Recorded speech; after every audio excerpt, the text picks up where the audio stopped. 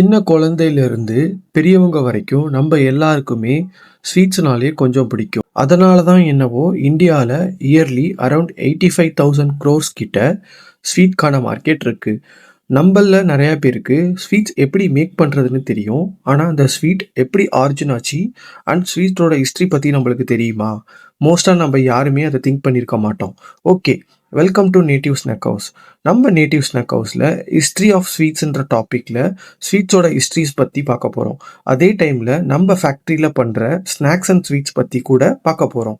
உங்களுக்கு ஸ்வீட்ஸ் பிடிக்கும்னா பயோல ஆர் ஸ்க்ரீன்ல தெரியிற நம்ம நேட்டிவ் ஸ்நாக் ஹவுஸ் வெப்சைட்டை விசிட் பண்ணி உங்க ஃபேவரட் ஸ்வீட்ஸ் அண்ட் ஸ்நாக்ஸை ஆர்டர் பண்ணுங்க. நாங்க ஃப்ரெஷ் அண்ட் நீட்டா பேக் பண்ணி ஸ்வீட்டோட நேச்சுரல் டேஸ்ட் மாறாம உங்க டோர் ஸ்டெப்ஸ்க்கே டெலிவரி பண்றோம். அண்ட் ஸ்வீட் பத்தின இன்ட்ரெஸ்டிங் ஸ்டோரி பத்தி தெரிஞ்சுக்க நம்ம நேட்டிவ் ஸ்நாக் ஹவுஸை ஃபாலோ பண்ணிட்டு இந்த ரீலை உங்க ஃபேமிலி அண்ட் ஃப்ரெண்ட்ஸ் கூட ஷேர் பண்ணிடுங்க.